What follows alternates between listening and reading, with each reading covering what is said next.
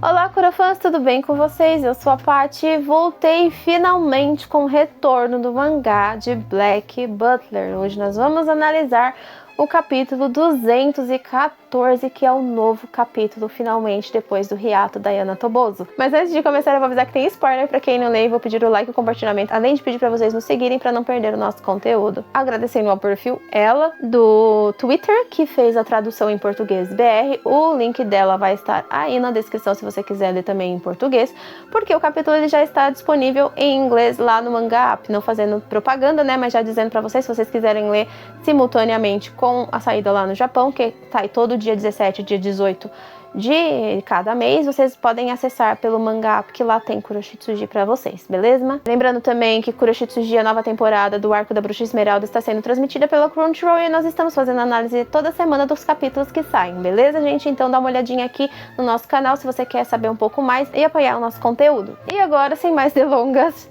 bora pro vídeo. Capítulo 214, esse mordomo ascendendo. Nesse capítulo novo, 214, a gente já começa com uma coisa muito diferente na capa, né? Que é o Sebastian carregando o Ciel. Nossa, que diferente. Só que tem o número 666, o número da besta, né? Na capa. E tá escrito, o mangá retorna. Tô aqui olhando a minha cola, gente, porque eu tô meio com amnésia. Então eu não vou conseguir guardar todos os detalhes. Eu li já umas 2 ou 3 vezes. Eu li 2 vezes em inglês e tô lendo uma vez em português. Pra não esquecer e pra poder tentar pegar todos os detalhes. Então, o capítulo anterior, ele terminou exatamente no momento em que o Bochan e Sebastian eles chegam até o hotel resort, né, o Nectar Springs Resort, e o Barnabé Fairchild ele recepciona os dois falando o nome deles, tipo, bem-vindos, Conde Ciel Phantomhive e seu mordomo Sebastian Michaelis, e ele fica pensando, tipo, what the fuck is going on? Por que ele sabe meu nome? Por que ele sabe o nome do Sebastian? E a gente ficou com essa mesma incógnita durante 9 meses, então agora a criança nasceu e nós vamos saber o que aconteceu. Então, ele fala que ele é o Conde Barnabé Fairchild III, blá blá blá, que é o dono do Nectar Spring Hotel, e que era para eles chegarem, serem bem-vindos naquele hotel, o senhor Conde Ciel Phantomhive, seu mordomo, Sebastian Michaelis. Ele fala, não, melhor não falar Conde, né? Eu acho que você prefere que eu fale senhor, né? Porque você não é mais Conde. Tipo assim, sabe? Bem assim, ó, na lata. E aí o Ciel, ele fica tipo, mano, ele sabe quem que a gente é, velho. Como assim ele sabe? E esse nome dele, Fairchild, eu acho que eu já ouvi esse nome em algum lugar. E aí o Sebastian fala, ele fala, nossa, quer dizer então que você já está, tipo, 10 passos, a gente achando que a gente tava um passo à frente, você já tá 10 passos à frente da gente, né? E ele fala, não tem nada, a gente sempre tem que estar um passo à frente dos nossos clientes para saber tudo o que eles precisam. Nós fazemos uma pesquisa muito minuciosa sobre todos os nossos clientes para saber de todas as necessidades e oferecer o melhor serviço. E ele fala, diferente de algumas pessoas que ficam esperando as ordens do seu mestre, nós somos pessoas especialistas em tratar os nossos hóspedes. Nós somos especialistas em dar aquilo que os nossos hóspedes querem, sabe? E ele fala que o pessoal ali é tudo especialista em coletar informações, que eles sabem de tudo que os seus hóspedes precisam e que todas essas informações são sigilosas, que elas nunca vão sair dali, né? Tipo assim, todas as informações que eles coletam sobre os hóspedes, elas ficam guardadas com o pessoal e que aquelas informações, elas nunca saem dali. E ele fala também que eles aceitam qualquer tipo de hóspede, contanto que eles possam pagar. Pagando é o que importa. Então não importa se ele é rico, se ele é pobre, se ele é classe média, de onde que ele veio, se ele tem dinheiro para se hospedar naquele hotel, enquanto ele estiver lá, ele vai ficar no hotel. Enquanto ele estiver pagando, ele vai ficar naquele hotel e vai receber o tratamento de acordo, lógico, com o que foi solicitado, né? Se ele é uma pessoa de mais dinheiro, ele vai ter um quarto, uma suíte melhor. Se ele é uma pessoa com menos dinheiro, vai ter uma suíte mais simples. Mas ele vai ter um atendimento totalmente especializado, um atendimento todo voltado para ele. E a gente percebe, gente, uma coisa que eu percebi é que esse resort, né, esse Nectar Spring e tal, ele é um resort à beira-mar. Ele foi construído à beira-mar para o pessoalzinho ter uma visão do oceano e relaxar, sabe? Uma visão bem ampla, não ver cidade, não ver nada, só ver campo mesmo, assim. E além disso, eles têm, eu vou já dando spoiler de um pouquinho mais pra frente, eles construíram esse resort e num pier próximo dali, tipo quase que em conjunto, eles construíram como se fosse um parque de diversões. Isso já Isso já me traz, assim, uns traumas, gente. Meu Deus, olha o que vai aparecer nesse parque de diversões, mas ok. E aí eu sei que ele chama o garoto mensageiro, né, o Hal. E aí o Hal, ele chega, né, o Rodney Hal, ele chega pra poder levar o Sebastian e o Ciel pra fazer o check-in e mostrar onde que eles vão ficar. E aí, nessa página, em específico, vocês podem olhar esse cara de bigode, mano, ele me lembrou muito uma pessoa que eu não posso falar o nome aqui no YouTube, né, porque senão o vídeo pode ser bloqueado, mas é só vocês olharem pra cara dele que vocês vão saber de quem que eu tô falando. Eu não sei se isso foi proposital ou se foi, sei lá, não, mas não é possível, tem que ter sido proposital um negócio desse, porque acho que ele não era nem nascido nessa época, ou era? Não, acho que já era nascido nessa época. Já não sei. Mas aí eu sei que eles vão lá, eles ficam observando as pessoas que estão passando pelo saguão. E aí ele leva eles pra fazerem um check-in, pega a chave deles, fica mostrando o hotel pra eles, né? O Rodney Hal. Ele fala que... Ele mostra assim, né? Tipo, fala, nossas abóbodas aqui foram construídas em metais e cristais, né? Tipo, e vidro por especialistas lá em 1800 não sei quanto, lá em 1851, se não me engano. E aí ele fala que localizado perto daquela clarabóia que ele acabou de mostrar pra eles, né? Fica a suíte de luxo deles. Aí você vai falar, tipo, mas espera aí, como assim a nossa suíte fica no 8º andar? Normalmente as suítes das pessoas mais ricas ficam embaixo e conforme elas têm mais acessibilidade, né, conforme elas têm mais luxo, elas ficam mais baixas e as suítes menos luxuosas, né, ficam mais em cima. Ele fala, isso seria o normal, né, mas nós não somos normais, nós temos um negócio que ninguém tem, que é o quê? O elevador, minha gente, eles têm elevador. E aí ele fala, a gente consegue subir de um lugar pro outro, assim, tipo, em 2 palitos. Então, não faz sentido. Então, a classe real, né, o pessoal mais rico vai ficar lá em cima e os mais pobres vão ficar aqui embaixo mesmo na ralé. E aí ele explica que agora, para eles levarem os clientes, é só apertar um botão, que o negócio faz todo o serviço sozinho, que é só ele falar que eu quero ir pro 8º andar.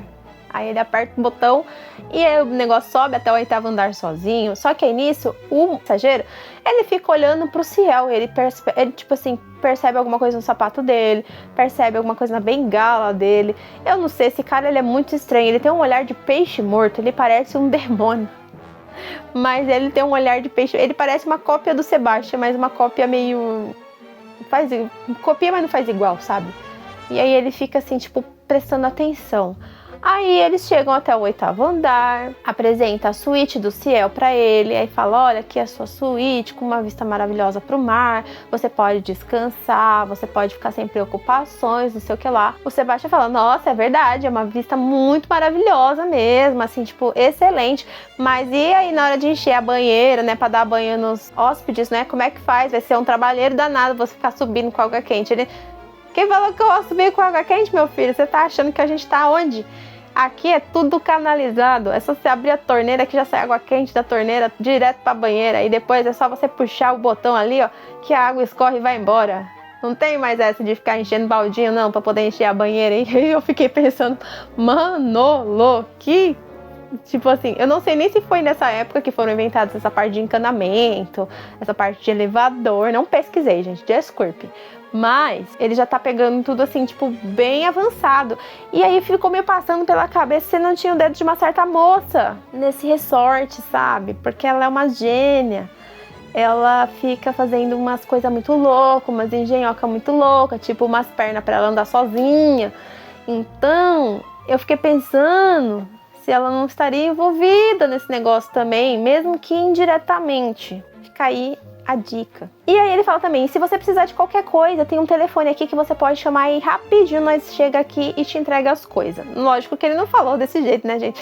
Porque eles são todos polidos, eles estão tratando com o conde, falando lá em 1800 e lá. Então, eles vão falar de forma diferente, mas é porque fica mais fácil pra falar pra vocês. Então eles vão lá, telefona e os carinha vêm aqui, serviço de quarto, vem fazer as coisas. E aí ele fala, e não só por isso, com tudo isso automatizado, os mordomos, eles não precisam fazer nada, os serviçais não precisam mais fazer nada e também pode desfrutar da hospedagem aqui no nosso resort. Enquanto eles estão lá de boa, não precisando fazer nada pelos seus patrões, os patrões estão tomando banho de boa lá, sem a encheção de saco dos mordomos, tá? Então, para não ter esse negócio, senhor mordomo, o senhor também fica aqui num quartinho, né? Você vai ficar numa suíte, uma anexa à suíte do Phantom Hive, né? Do seu Lorde. E não vai, tipo assim, eles não vão ficar no mesmo quarto. Ele vai ficar num quarto anexo, uma suíte anexa do outro lado. Para não deixar os dois juntos justamente, né? eles estão aprontando alguma coisa que eles vão deixar o Sebastian e o Ciel separados para poder ficar mais fácil, talvez, de sequestrar o Ciel, não sei, ou de alguém ir lá e fazer alguma coisa, não sabemos, mas eu sei que eles estão tentando separar, fizeram esse plano justamente para separar os dois. E aí falei, por fim, a gente tem aqui um par de ingressos, né, para todos os nossos hóspedes, nós damos um par de ingressos para o Pier Mary Ocean, que é um parque de diversões construído no pier, ali perto, né, do resort, né, provavelmente do lado ou atrás ou na frente do resort, é ali em anexo ao resort.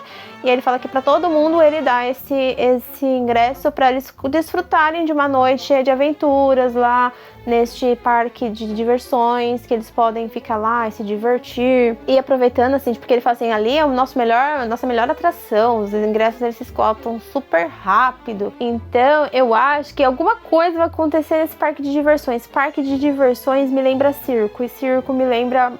Será que vai ter mais gente, mais Bizarre Dolls aparecendo ali? Ou será que teremos outras pessoas aleatórias nesse lugar? Aí, antes de sair, ele fala, se vocês quiserem continuar desfrutando do nosso hotel, a gente tem um spa no subsolo, a gente também tem uma sala de jogos, com jogos assim, tipo, diversos tipos de jogos. E quem que é a pessoa que gosta de jogo, além do Ciel? Ou seja, nós temos várias pessoas envolvidas nesse negócio. E aí ele fala assim, vocês podem ficar aqui pelo tempo que vocês quiserem, contanto que vocês paguem. E aí ele sai do quarto. E aí ele fala, nossa, que coisa, né? Como assim ele sabia meu nome? Eu fiz questão de esconder tudo sobre os Phantom Hive e ele já sabia meu nome. Então não faz nem sentido mais a gente ficar fingindo que é outra pessoa. A gente pode só deixar levar o negócio e deixar levar, né? E ele falou assim, provavelmente como ele já sabe quem sou eu, ele já sabe por que eu estou aqui. E muito provavelmente quem tá liderando, tá orquestrando este resort é o Undertaker. E aí o Sebastian fala, então por que será que eles receberam a gente, né? Por que eles não vieram assim, sabe? Não fingiram também que não sabia quem que era pra dançar assim, tipo, a mesma dança, né? Tentar levar eles na mão. Ele falou assim, já que não tem necessidade da gente ficar se escondendo, a gente pode pegar e derrubar esse resort, massacrar todo mundo aqui, tipo, detonar esse lugar, que tipo, eles já sabem mesmo que a gente veio pra cá pra isso. Aí ele fala, mas não faz sentido, meu filho. Ele falou assim, é só você dar ordem. Aí ele fala, não faz sentido esse negócio. A gente só ia matar pessoas inocentes, né? E é isso que o cara da Scotland Yard quer. Ele quer que a gente cometa um deslize pra ele cair em cima da gente. Então não, vamos com calma, né? Aí ele fala assim, esse negócio do Barnaby Fairchild aí que eu falei pra você que eu lembrava do nome dele, mas não lembrava da onde. Eu finalmente consegui lembrar de onde que eu lembro dele. Ele fala que ele era de um conglomerado, que ele era uma pessoa muito rica lá no século XIV, aí ele foi acumulando riquezas e riquezas e riquezas até virar barão. Ele faz negócios com um monte de gente, ele tem inclusive negócio com a parte do governo lá de Londres. Então ele falou assim, pra ele, se a gente desmantelar esse negócio aqui, pra ele é só ele construir outro, ele tem dinheiro pra isso, ele não precisa de nada, tipo assim, ele é uma pessoa que e podre de rica ali, e se essa pessoa podre de rica tá ajudando o Undertaker é porque ela quer alguma coisa em troca. Então, ou ela quer a fórmula da vida eterna, né? Que o Undertaker muito provavelmente tá vendo como que faz pra isso acontecer, né? Com esse negócio de transferência de memórias, esse negócio de ele ficar reanimando corpos. Eu acho, já falei milhões e milhões e milhões de vezes que a rainha tá envolvida porque ela quer trazer o Alberto de volta. Então provavelmente ela deu um jeito de conservar o corpo do Alberto, que é o marido dela, pra trazer ele de volta, e por isso que ela tá permitindo que o Undertaker faça esse tipo de coisa. Ela meio que tá fechando os olhos, ela fala que não tá, mas ela ao mesmo tempo tá. E eu tenho certeza, né, porque ela deixa crer lá na parte do Weston College, que ela fala assim, se essas marionetes dançassem a nosso favor, se elas fizessem as coisas do jeito que a gente quer, isso seria muito conveniente. Então eu acho que ela sabe sim da história toda, ela só faz assim, tipo, ela finge que está investigando, ela finge que não tá sabendo de nada, mas ela tá sabendo das coisas. E aí, pra finalizar, ele fala, né, como ele fala, a gente não vai desmantelar nada porque a gente só vai prejudicar as coisas e o cara da Yard vai cair em cima de mim. E outra, eles sabem que a gente é procurado pela Yard, mesmo assim resolveu acolher a gente no seu resort. Então, quem garante que ele não chamou a polícia, primeiramente, e segundamente, quem garante que ele não vai usar isso como barganha? Tipo, eu sei que você tá aqui, eu posso te denunciar a qualquer momento e você se lascar. Então, a gente vai investigar, vamos investigar esse resort primeiro, vamos dar uma olhada, ver o que tá acontecendo, aí depois a gente decide o que a gente vai fazer. E aí, com isso, eles vão, assim, eles descem novamente lá pro térreo, né, pra investigar, começar lá de baixo, investigando, e eles acabam cruzando com uma pessoa que tá de capuz, carregando um suporte, né? Um suporte de soro, tem um negócio pendurado nesse suporte. Ele tá andando, aí de repente ele perde o equilíbrio e cai no chão, na frente do Sebastian. E aí todo mundo, meu Deus do céu, o que tá acontecendo? Chama o médico, vamos chamar o médico. E aí essa pessoa fala pro Sebastian assim, finalmente eu te encontrei. Vai me dizer que não lembra de mim, demônio. E aí acaba o capítulo, e você fica tipo... Quem é esta pessoa? De onde ele conhece o Sebastian? Eu vi um monte de gente falando que ele era um ex-contratante do Sebastian. Mas se ele é um ex-contratante do Sebastian, não faz sentido ele estar vivo. Ele, na realidade, não está vivo, né? Ele está morto, ele é uma doll. Para ele estar recebendo sangue, ele é uma doll. E aí ele teve memórias implantadas. But nós não sabemos quem é. Umas pessoas falaram que o semblante dele lembra muito do Sebastian, só que loiro. E de fato lembra mesmo. Tá? Eu vi pessoas falando que essa pessoa seria aquele cara da seita que ficou de pé durante o massacre. Gente, eu sinto muito, mas aqui eu vou ter que dar spoiler para eu teorizar com vocês. Então eu já avisei lá no começo que tinha spoiler para quem não lê, então aqui eu vou dar spoiler. Lembrando que aqui a gente já sabe de todo o negócio. Então a gente teve lá o massacre, né, da seita inteira durante a invocação do Sebastian. E aí aparece de pé uma pessoa de capuz, que eu julgava ser o Undertaker, porque foi o único que, tipo, a única pessoa que estaria ali e seria forte o suficiente para sobreviver a um ataque de um demônio. Então eu achava que era o Undertaker, ele estaria ali, por isso que ele conseguiu acesso ao corpo da criança, o corpo do Ciel que estava ali na mesa, e levou ele para transformar ele numa Bizarre Doll. Só que algumas pessoas estão dizendo que pode ser esse cara, que é um ex-contratante do Sebastian que estava lá, ou talvez ele fosse a pessoa... Não dá a entender, porque assim, durante a invocação, o Sebastian, ele procura pelo mestre, pela pessoa que invocou. E os caras da seita ficam achando que foram eles.